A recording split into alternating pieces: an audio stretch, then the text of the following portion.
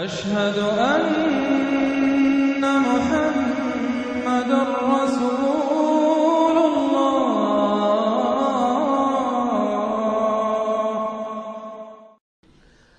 سورۃ الرحمن اور سورۃ الواقعہ یہ آخری جوڑا ہے۔ میں نے عرض کیا تھا شروع میں کہ یہ 7 سورتیں جو ہیں ان میں سے سورہ قاف منفرد ہے، سورہ زاریات، سورہ طور جوڑا ہے، سورۃ النجم، سورۃ القمر جوڑا ہے، سورۃ الرحمن، سورۃ الواقعہ یہ جوڑا ہے۔ یہ جوڑا بڑا عجیب ہے۔ قرآن مجید کی یہ 2 صورتیں ایسی ہیں کہ نبوت، رسالت، وحی، ان تینوں کے ذکر سے بالکل خالی، ذکر ہی نہیں۔ ہر صورت کا اپنا ایک مزاج ہے، ایک خاص شان ہے اس میں۔ اور دوسرے یہ کہ سورہ رحمان جو ہے یہ واحد صورت ہے پورے قرآن میں جس میں مسلسل خطاب جنوں اور انسانوں سے متواتر ہو رہا، پیرلل۔ جیسے تو یہ کہ یہ بات میں عرض کر چکا ہوں کہ جنوں میں کوئی نبی نہیں، ان میں روح نہیں ہے، روح آدم میں پھونکی گئی تھی، اور چونکہ ریسیپینٹ آف وحی از روح تو ان کے ہاں وحی نہیں ہے، لہذا وہ بھی جو انسانوں میں رسول آئے ہیں انہی کی ہدایت کے پیرو رہے۔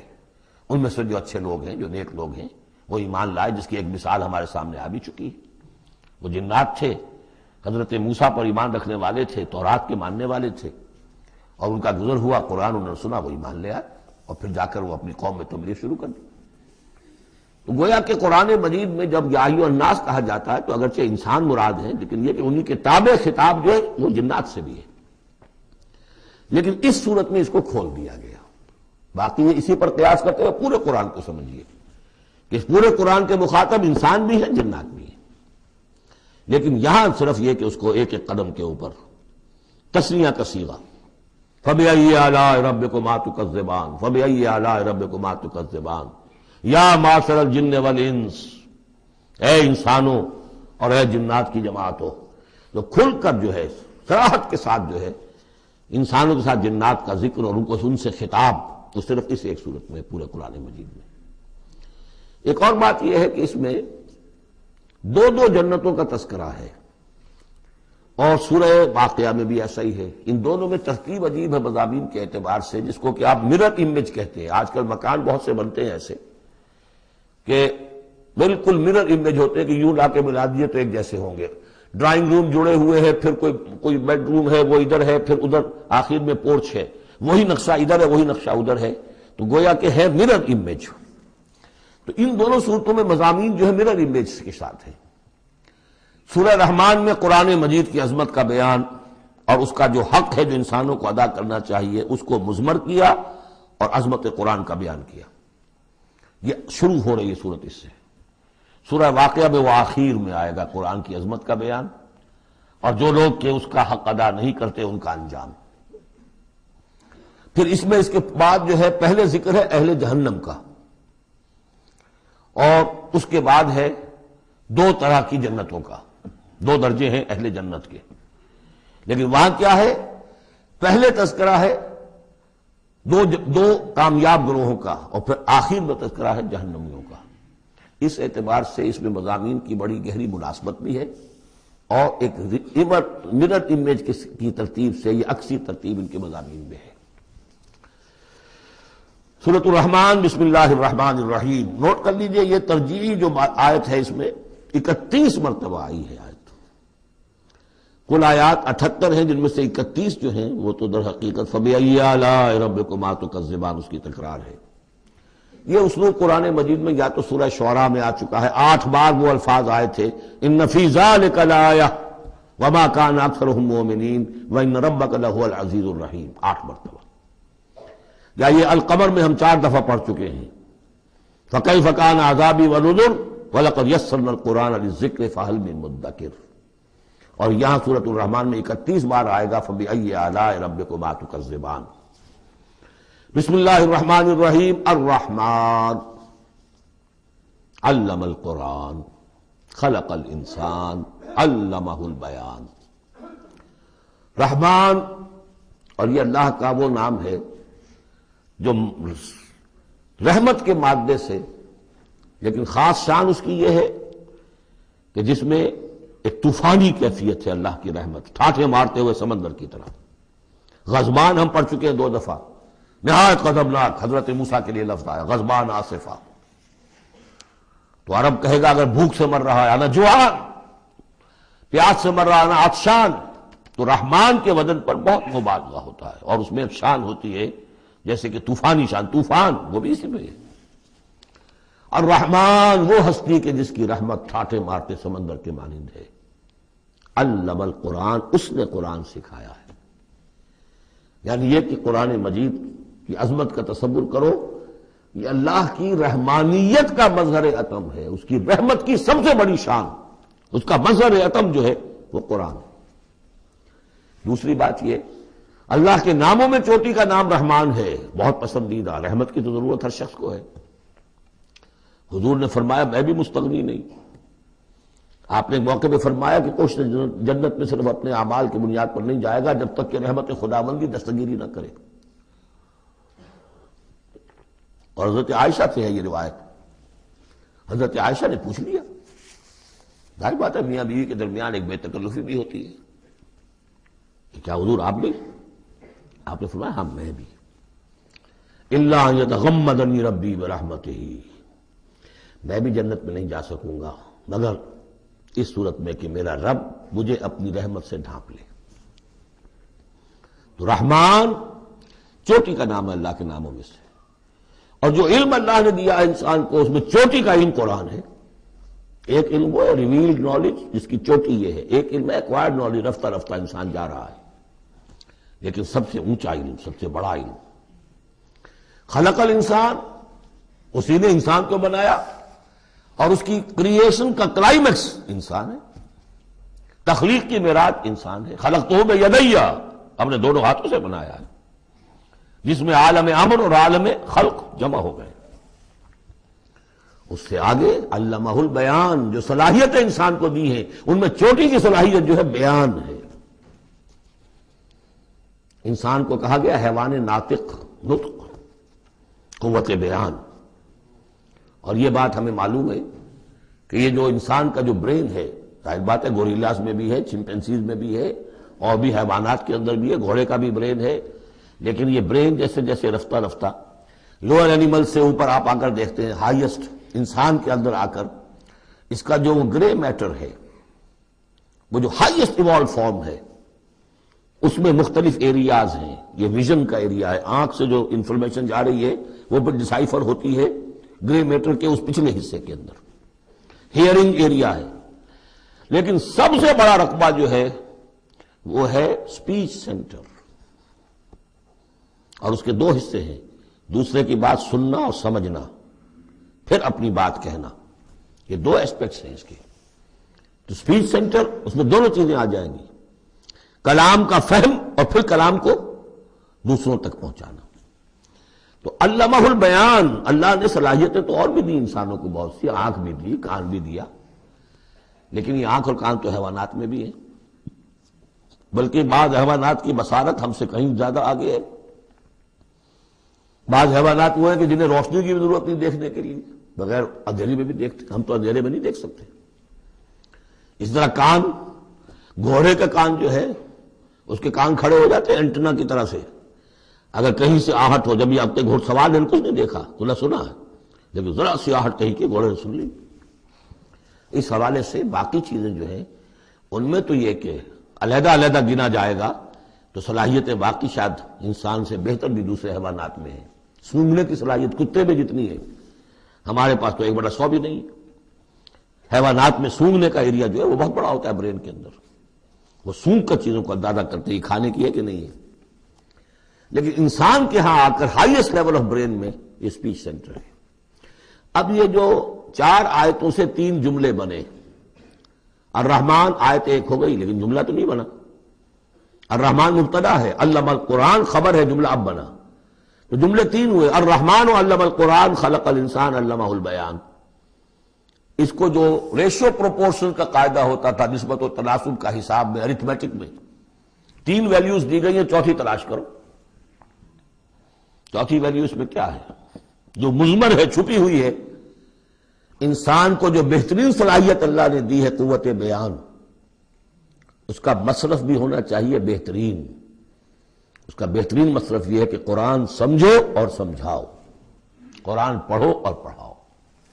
جیسے کہاوت ہے کہ توپ اس لیے نہیں بنتی کہ اس سے مکھیاں ماری جائیں، اسی طرح اتنی بڑی صلاحیت جو تمہیں اللہ نے دی ہے، اسی صلاحیت کو وکلاء استعمال کرتے ہو، جو اچھا آرگو کر سکے اس کی فیس بڑھتی چلی جاتی۔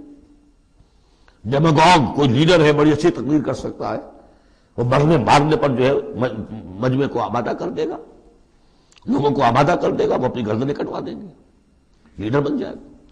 تو یہ صلاحیت جو ہے اس لیے نہیں ہے کہ تو دنیا میں لیڈریاں اپنی بناؤ اس کے ذریعے سے، اس کا مصرف کیا ہے؟ قرآن سمجھو اور سمجھاؤ۔ یہ ہے بیان، اللہ کا بیان۔ اس بیان کو سمجھنا، پہلے تو اسپیچ سینٹر کا وہ حصہ جو ہے اس کو سمجھے، اور پھر اسپیچ سینٹر کا جو دوسرا جو حصہ ہے وہ اس کو بیان کرے۔ چنانچہ اس کو کھول کر بیان کر دیا محمد رسول اللہ صلی اللہ علیہ وسلم نے۔ حدیث ہے آپ کی جس کے راوی ہیں عثمان ابن عفان۔ دیکھیے نام کے اندر بھی وہ قافیہ مل رہا ہے، الرحمن علم القرآن خلق الانسان علمہ البیان عن عثمان ابن عفان۔ اب عفان کے بیٹے عثمان نے روایت کیا، حضور نے فرمایا خیرکم من تعلم القرآن وعلمہ، اور خیر یہاں پر سپرلیٹو کے سلسلے میں آ رہا ہے، تم میں بہترین لوگ وہ ہیں جو قرآن سیکھیں اور سکھائیں۔ اب سورہ قمر کے فوراً بعد یہ وَلَقَدْ يَسَّرْنَا الْقُرْآنَ لِلذِّكْرِ فَهَلْ مِن مُدَّكِرٍ الرحمن علم القرآن خلق الانسان علمہ البیان الشمس والقمر بحسبان۔ یہ سورج اور چاند سب ایک حساب کے ساتھ ہیں، ان کی گردش حساب کے ساتھ ہے، اسی حساب سے دن بن رہے ہیں، راتیں بن رہی ہیں، ہفتے اور سال اور مہینے بن رہے ہیں۔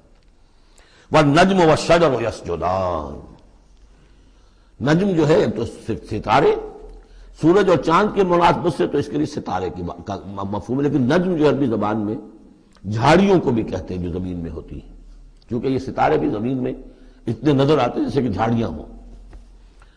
تو النجم والشجر یسجدان، شجر کے حوالے سے اگر ترجمہ کرتے ہیں تو وہ جھاڑیاں، یہ بھی سجدہ کرتے ہیں، اللہ کے سامنے سربسجود ہوتے ہیں، ان کے سائے، جیسا کہ کئی دفعہ آ چکا ہے۔ وَالسَّمَاءَ رَفَعَهَا وَوَضَعَ الْمِيزَانَ، اور آسمان کو اس نے بلند کیا اور اس میں رکھے ترازو۔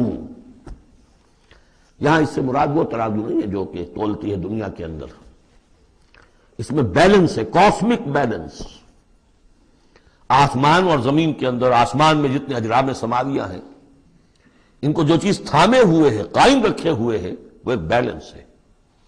جو کشش ثقل ہے، ان کی مختلف، یہ سب ایک دوسرے کو کھینچ رہے ہیں، اور ادھر ادھر سے دونوں طرف سے جو کھینچ ہے وہ ہر کرے کو اپنی جگہ پر رکھے ہوئے ہیں۔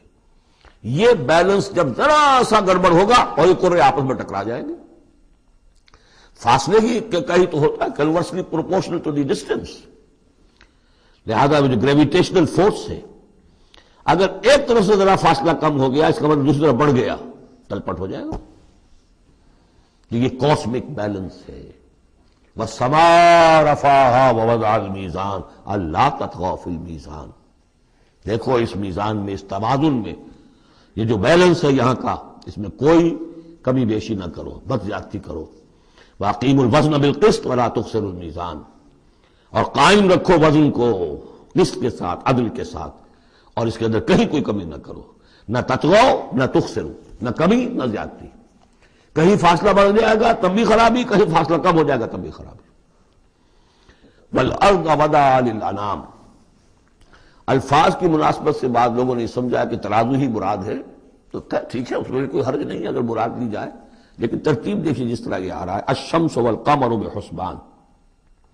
اب اس کے حوالے سے یہ گویا کہ کاسموس کی بات ہو رہی ہے، اس کاسموس کی بات کے بعد نیچے اتر کے وَالْأَرْضَ وَضَعَهَا لِلْأَنَامِ، تدریجاً نیچے آ رہے ہیں، اور زمین کو ہم نے بنا دیا، رکھ دیا، لوگوں کے لیے پست کر دیا، ان کے قدموں میں بچھا دیا اپنی مخلوقات کے لیے، اور مخلوقات میں انسان بھی ہیں، جنات بھی ہیں۔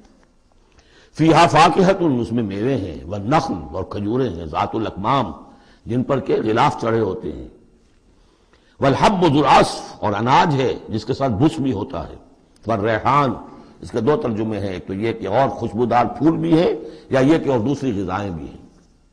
فَبِأَيِّ آلَاءِ رَبِّكُمَا تُكَذِّبَانِ، عام طور پر جو ترجمہ ہے اس میں آلہ کا ترجمہ کیا گیا ہے نعمتیں، لیکن اصل میں یہاں نعمت، قدرت، ان دونوں کو جمع کیجیے۔ کہیں وہ نعمت کا تذکرہ ہے، کہیں اللہ کی قدرت کا ذکر ہے، اس کی قدرت کی نشانیاں ہیں۔ فَبِأَيِّ آلَاءِ رَبِّكُمَا تُكَذِّبَانِ، تو تم اپنے رب کی کون کون سی نعمتوں اور قدرتوں کا انکار کرو گے۔ تکذبان صیغہ ہے تثنیہ کا، دونوں سے خطاب ہو رہا ہے، انسانوں سے اور جنوں سے، اور یہ بات آگے چل کر واضح ہو جائے گی۔ خلق الانسان من صلصال کالفخار، ہم نے بنایا انسان کو اس صلصال سے، اس سوکھی ہوئی خشک مٹی سے، وہ گارا سنا ہوا گورا، صلصال من حمئی مسنون، اور جب وہ اتنا سوکھ گیا کہ کھنکنے لگا، کالفخار، جیسے ٹھیکرا ہوتا ہے، اسے بنایا۔ وَخَلَقَ الْجَانَّ مِن مَّارِجٍ مِّن نَّارٍ، اور جنات کو ہم نے بنایا آگ کی لپٹ سے، جس کو کہ ہم اس سے پہلے پڑھ چکے ہیں سورہ ہجر میں، نار السموم، لو جیسی ہوتی ہے جس کے اندر کی آگ ہوتی ہے۔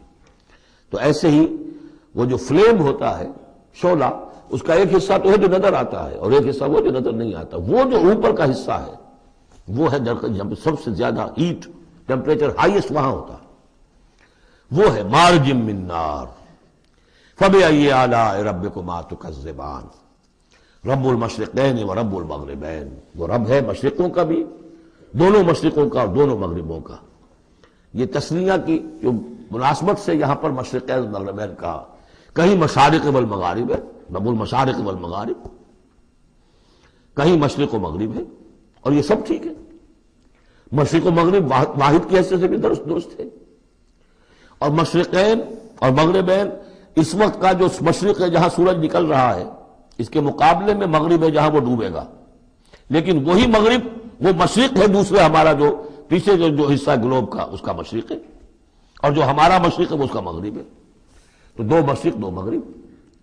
پھر یہ کہ ہر نقطہ جو ہے زمین پر وہ مشرق بھی ہے مغرب بھی ہے، کسی نہ کسی وقت وہاں پر سورج جو ہے طلوع ہو رہا ہے، کبھی وہاں پر غروب ہو رہا ہے، تو مشارق والمغارب۔ لیکن یہاں پر تسنیہ کی مناسبت سے رب المشرقین و رب المغربین، دونوں مشرقوں کا رب مالک اور دونوں مغربوں کا۔ فَبِأَيِّ آلَاءِ رَبِّكُمَا تُكَذِّبَانِ، مَرَجَ الْبَحْرَيْنِ يَلْتَقِيَانِ، اس نے چلا دیے دو دریا جو آپس میں ملے ہوئے بھی ہیں، بینہما برزخ لا یبغیان، لیکن ان کے مابین ایک ایسا پردہ حائل ہے کہ وہ ایک دوسرے میں گھستے نہیں ہیں، داخل نہیں ہوتے، اپنی حد کے اندر رہتے ہیں۔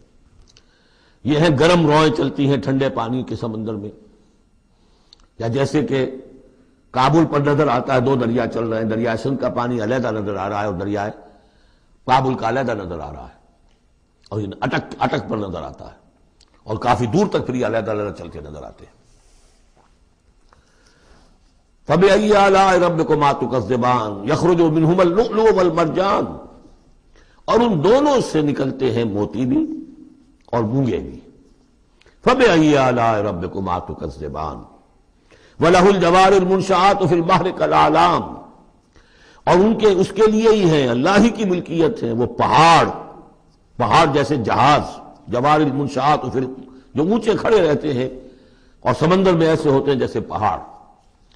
پچھلے زمانے میں بھی تو اگرچہ بادبانی ہوتے تھے، لیکن جب بادبان کھل جاتے تھے تو بڑی اونچی اونچی جو ہے بادبان ہوتے تھے ان کے، پہاڑ کی طرح، پہاڑی ہے چھوٹی چھوٹی۔ اور آج جو کچھ چلتے ہیں بڑے بڑے جہاز، ان کو جو دیکھیں تو واقعی تو وہ پہاڑ ہوتے ہیں سمندر میں۔ فَبِأَيِّ آلَاءِ رَبِّكُمَا تُكَذِّبَانِ كُلُّ مَنْ عَلَيْهَا فَانٍ، اب یہ جو یہاں آئی ہیں اب تک آیات، اللہ کی صنائی، اللہ کی قدرت نوٹ کریں گے جب ہم سورہ واقعہ پڑھیں گے۔ پہلے آیا ذکر قرآن، اس کی عظمت، اور اس کا جو ایک مضمر ہے چیز کہ انسان کو اس قرآن کی عظمت اور فضیلت کو سمجھ کر، اگر اللہ نے وہ جو شعر علامہ اقبال کا، اگر یک قطرہ خون داری، اگر مشتے پرے داری، بیا با من تو آ موزم طریق شاہ بازی را، اگر تمہارے جسم میں کوئی قطرہ خون ہے اور کوئی مٹھی بھر پر بھی تمہیں دے رکھے ہیں، اے چڑیا اے بیا، آؤ کہ میں تمہیں شاہ بازی کے طریقے سکھاؤں۔ اسی طریقے سے اگر تمہیں بولنے کی صلاحیت دی ہے اللہ نے تو اس کا مصرف کیا ہے؟ خیرکم من تعلم القرآن وعلمہ. سمجھنے کی صلاحیت دی ہے، قرآن سمجھو. بیان کرنے کی صلاحیت دی ہے، بیان کرو قرآن کو. پھر یہ کہ اللہ تعالیٰ کی تخلیقی قوت، اس کا تذکرہ ہوا.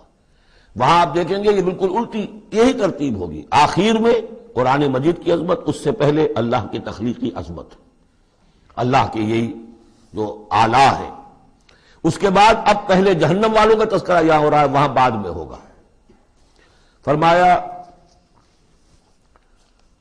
کل من علیہا فان، جو بھی ہے اس زمین پر جو بھی مخلوقات ہیں سب فنا ہونے والی ہے.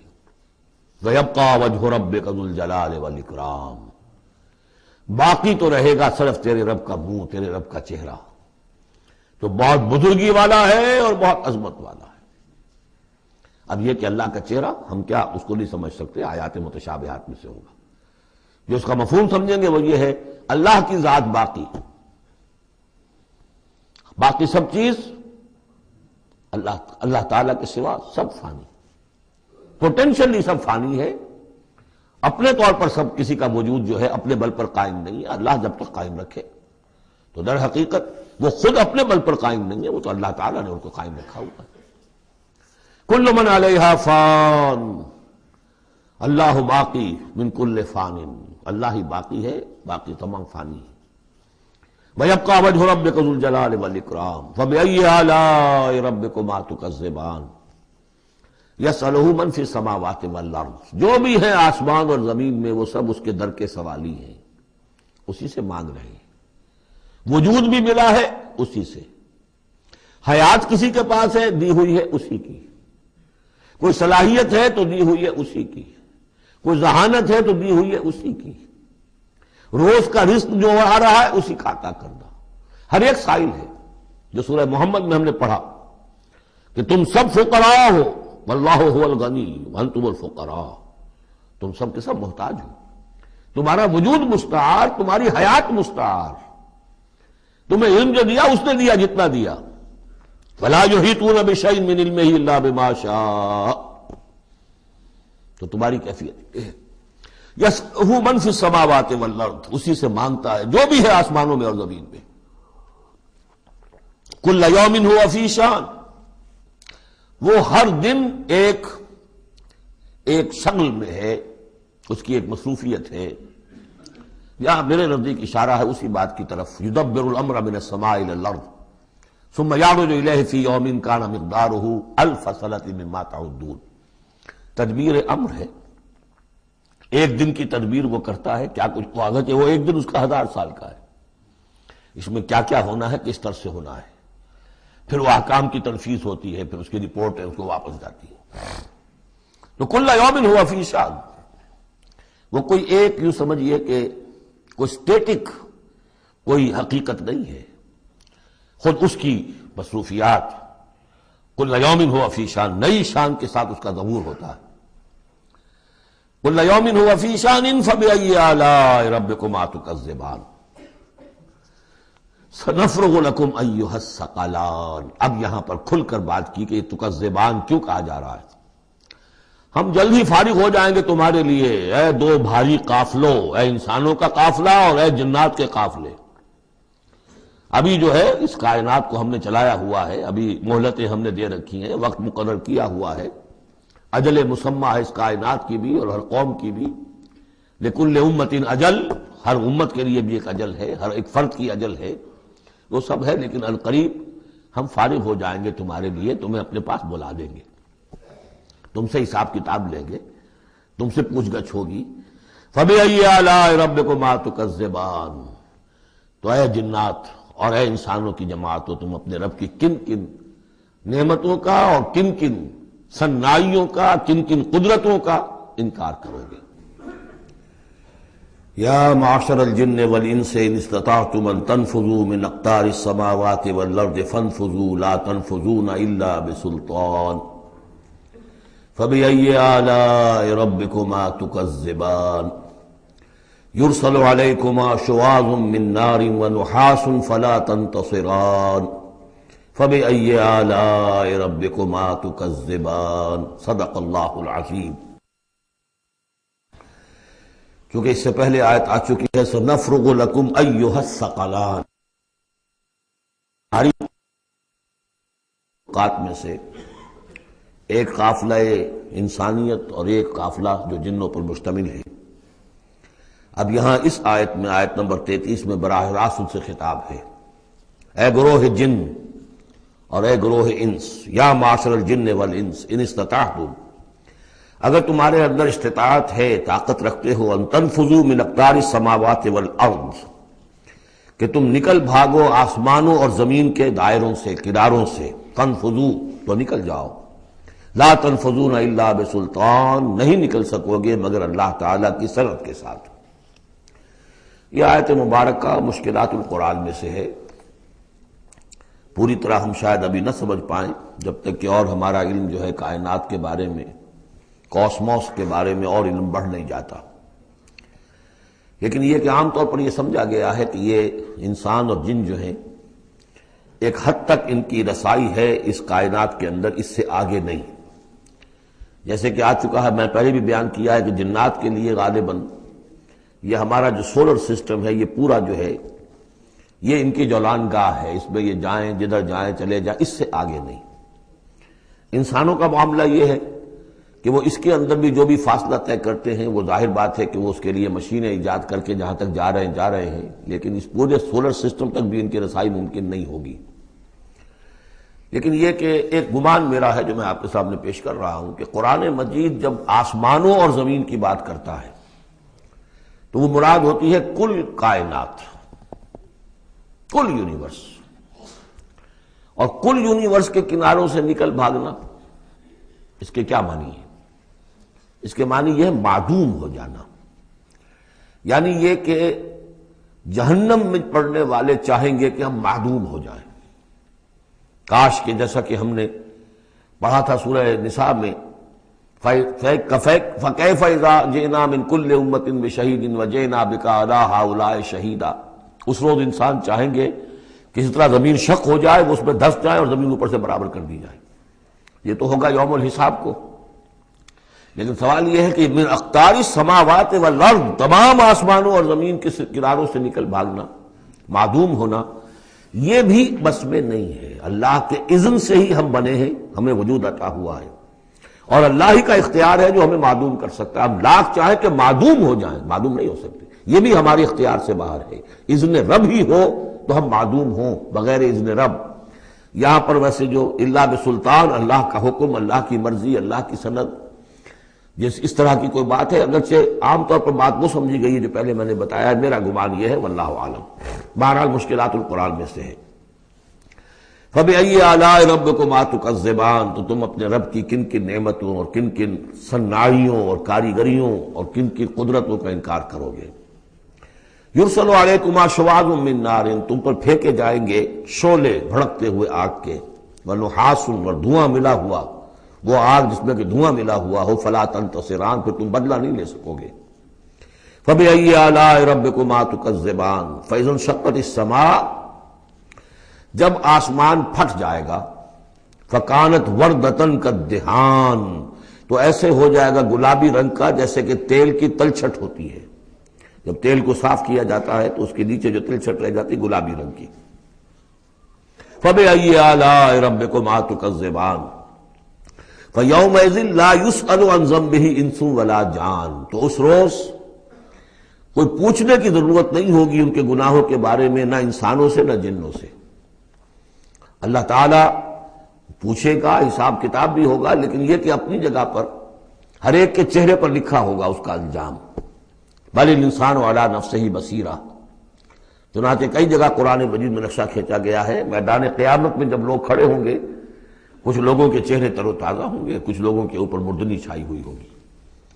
جس کی مثال بہترین ہوتی ہے ہائی سکولز کے اندر، ہر سال جب ڈکلیئر کرتے ہیں امتحان، سالانہ امتحان کا نتیجہ، تو جب کھڑے ہوتے ہیں طالب علم سننے کے لیے، تو بعض لوگوں کے چہروں کے اوپر لکھا ہوتا ہے کہ یہ فیل ہونے، اس لیے کہ انہیں معلوم ہے لکھ کر کے آئے تھے ہم، اور بعض کے چہرے تر و تازہ ہوتے ہیں، انہیں اگر فکر ہوتی ہے تو اس کی کہ میں فرسٹ آتا ہوں یا نہیں آتا، بس اس کی تشویش ہو سکتی ہے۔ لیکن یہ کہ انہیں کوئی اندیشہ یہ نہیں ہوتا کہ وہ فیل ہو جائیں گے.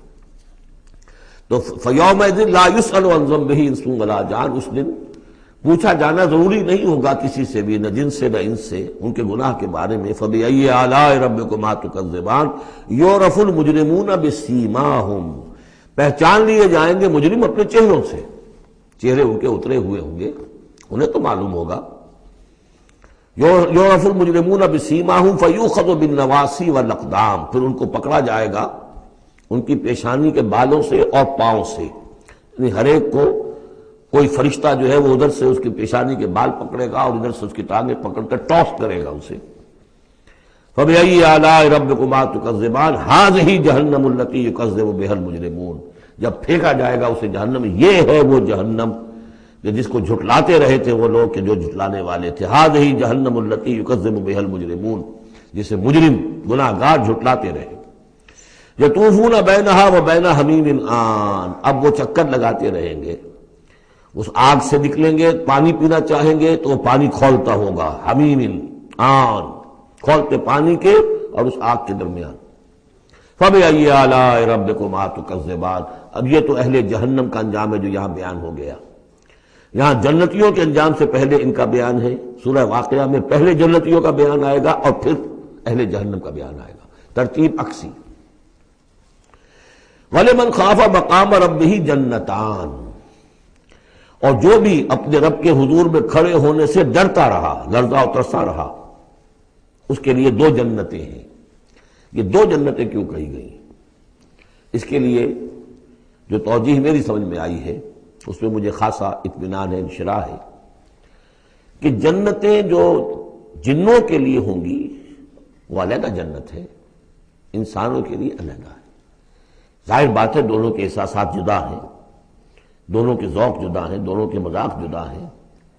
لہذا ایک جنت ہے کہ جو انسانوں کے لیے ہے اور ایک جنت ہے کہ جو جنات کے لیے ہے. ایک ہی طرح کی چیزیں ان دونوں کے لیے پلیزنٹ اور ان دونوں کے لیے جو ہو سکتی ہیں مسرت اور سرور آمیز، وہ ایک طرح کی نہیں ہو سکتی، ان کے تقاضے مختلف ہوں گے. تو لمن خاف، جو ڈرنے والے ہیں ان کے لیے جنتیں فراہم کر دی اللہ نے. وہی تسلیہ کا صیغہ ہے چونکہ یہاں جنوں اور انسانوں سے خطاب ہو رہا ہے مسلسل.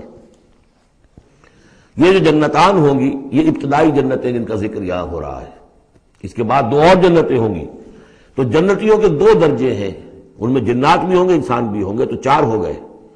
کمتر درجے کے جنتی انسان اور جن دو، اور برتر درجے کے جنتی انسان اور جن دو، تو دو اور دو چار. تو یہاں پر اس سورہ مبارکہ میں چار جنتوں کا ذکر ہے. پہلے یہ کمتر درجے کے جنتیوں کا ذکر ہو رہا ہے.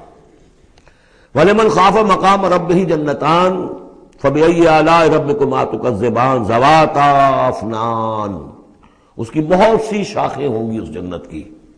فَبِأَيِّ آلَاءِ رَبِّكُمَا تُكَذِّبَانِ فِيهِمَا عَيْنَانِ تَجْرِيَانِ، ان دونوں میں چشمے ہیں.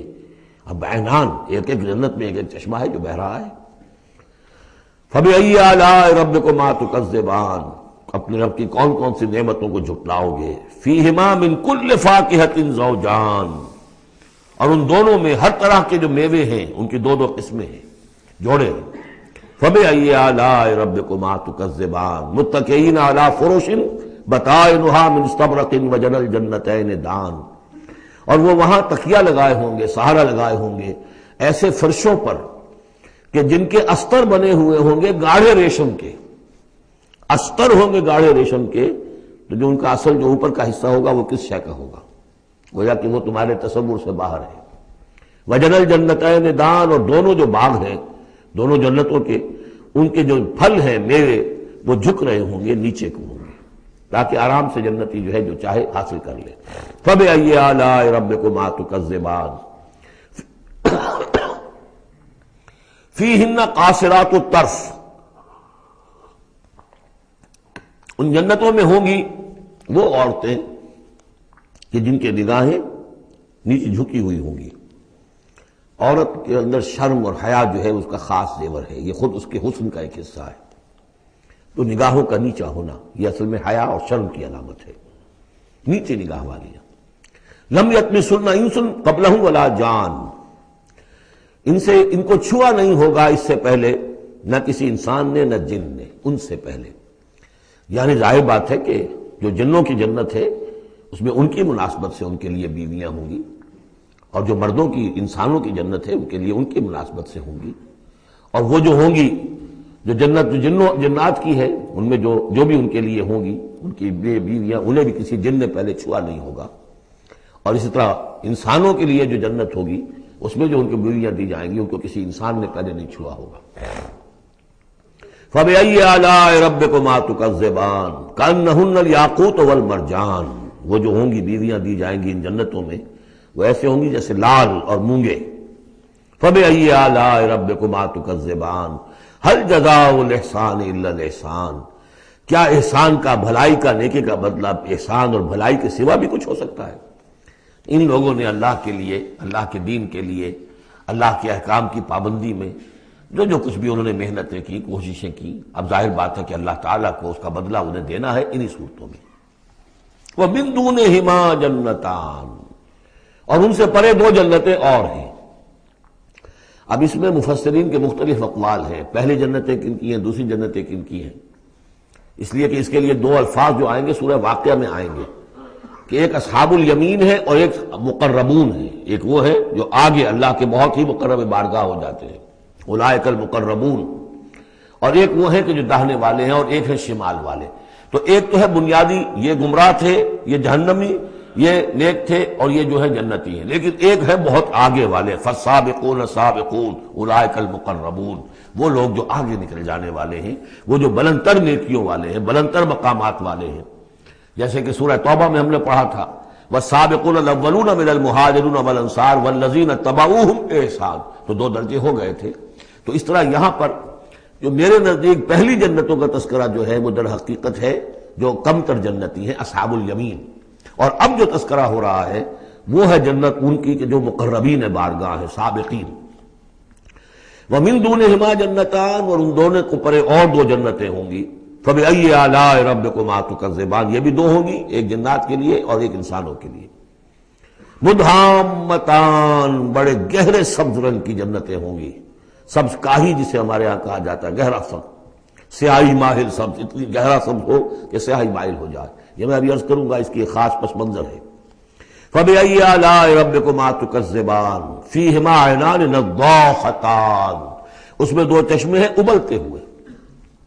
فَبِأَيِّ آلَاءِ رَبِّكُمَا تُكَذِّبَانِ فِيهِمَا فَاكِهَةٌ وَنَخْلٌ وَرُمَّانٌ، اس میں میوے ہیں، کھجوریں ہیں، انار ہیں۔ فَبِأَيِّ آلَاءِ رَبِّكُمَا تُكَذِّبَانِ، یہ یوں سمجھیے کہ ایک تو ہے خالص عربی ذوق اور عرب کا جو ایک خاص ماحول تھا، اور خاص طور پر عرب کا وہ علاقہ جس میں قرآن نازل ہوا ہے، حجاز، پہاڑی علاقہ ہے، اس میں جب آتے تھے چشمے اور جب بہہ جاتی تھی وادیاں تو ابلتی ہوئی پہاڑی، چونکہ چشمے جیسے ہوتے ہیں پہاڑی نالے، تو ان کے اندر جوش و خروش ہوتا ہے۔ اور دوسرے کہ وہاں پر جو باغات ہوتے تھے کھجور کے درخت، اور وہاں پر وہ سبزی جو رنگ ہے ان کا وہ سبزی مائل گہرا، اور اسی کے اندر پھر جو چھاؤں ہے، تو جو ان کا تصور ہے ایک عربی ذوق ہے، ایک عجمی ذوق ہے۔ وہ عجمی ذوق ہے جو پہلے بیان ہوا ہے، عربی ذوق ہے جو اب بیان ہو رہا ہے۔ فیہما فاکہۃ ونخل ورمان، اب یہ چیزیں جو ہیں یہ عرب کے اندر کھجوریں ہیں، انار ہے۔ فبأی آلاء ربکما تکذبان فیہن خیرات حسان، اس میں ہوں گی بہت ہی اچھی عورتیں، نہایت خوبصورت۔ فبأی آلاء ربکما تکذبان حور مقصورات فی الخیام، اب یہاں حور کا لفظ آیا، پہلے میں نہیں آیا ہے، پہلے میں یہ تو آیا ہے فیہن قاصرات الطرف لم یطمثن انس قبلہم ولا جان، لیکن لفظ حور یہاں آیا ہے۔ اسی کو نوٹ کریں گے کہ سورہ واقعہ میں بھی ایک کے ساتھ حور کا لفظ آئے گا، دوسرے کے ساتھ نہیں۔ حور مقصورات فی الخیام، اب یہ بھی عرب پس منظر ہے، خیموں میں رہنے والے وہ حوریں کہ جو خیموں میں رکی رہنے والی ہوں گی۔ ظاہر بات ہے کہ وہاں پر تو عام طور پر شہر بہت کم تھے، پورے عرب کے اندر، حجاز کے اندر بہت کم، جو عام طور پر جو آبادیاں تھیں وہ خیموں میں رکی رہنے والیاں۔ وَقَرْنَ فِي بُيُوتِكُنَّ وَلَا تَبَرَّجْنَ تَبَرُّجَ الْجَاهِلِيَّةِ الْأُولَىٰ، وہ شمع محفل نہیں بنتی بلکہ وہ چراغ خانہ بنتی ہیں۔ حور مقصورات فی الخیام فبأی آلاء ربکما تکذبان لم یطمثن انس قبلہم ولا جان، نہیں انہیں چھوا ہوگا ان سے پہلے نہ کسی انسان نے اور نہ کسی جن نے۔